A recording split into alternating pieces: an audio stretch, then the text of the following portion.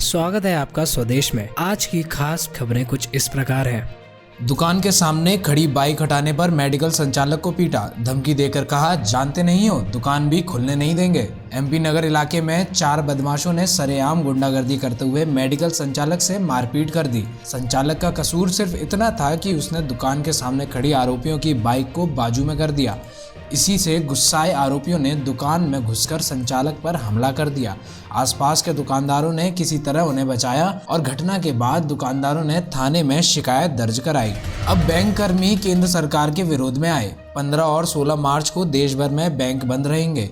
आज सांकेतिक प्रदर्शन। किसानों के बाद अब बैंक कर्मी भी केंद्र सरकार के खिलाफ उतर आए हैं। सरकार द्वारा बैंकों के निजीकरण के विरोध में कर्मचारियों ने विरोध शुरू कर दिया है। शुक्रवार को भोपाल के नीलम पार्क में सभी बैंकों के अधिकारियों और कर्मचारियों ने केंद्र सरकार के खिलाफ नारेबाजी की। Coordinator united forum of bank unions Madhya Pradesh V K Sharma ने चेतावनी दी, अगर सरकार ने निर्णय को वापस नहीं लिया तो 15 और 16 मार्च को देश भर के बैंकों में 2 दिन ताले पड़े रहेंगे। आरएसएस भवन के सामने की भूमि के विवाद का असर 300 परिवारों पर। भोपाल के हनुमानगंज थाने क्षेत्र में आरएसएस भवन के सामने करीब 37 वर्ग फीट जमीन पर कब्जे के विवाद के कारण अब 300 से ज्यादा परिवारों पर संकट खड़ा हो गया है।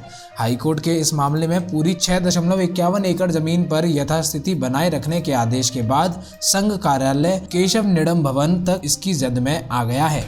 उम्मीदवार तय करने भाजपा में 3 चरण होंगे। नए चेहरों को भी मिलेगा मौका। अप्रैल के आखिर या मई के पहले पखवाड़े में प्रस्तावित निकाय चुनाव के लिए भोपाल से लेकर बूथ तक का रोड मैप तैयार कर लिया है। 3 चरणों में प्रत्याशियों का चयन होगा। जिले की चुनाव समिति नगर परिषद के लिए टिकट तय करेगी। संभाग स्तर पर नगर पालिका और पार्षद के नामों को मंजूरी मिलेगी और महापौर का उम्मीदवार राज्य स्तर की चुनाव समिति तय करेगी।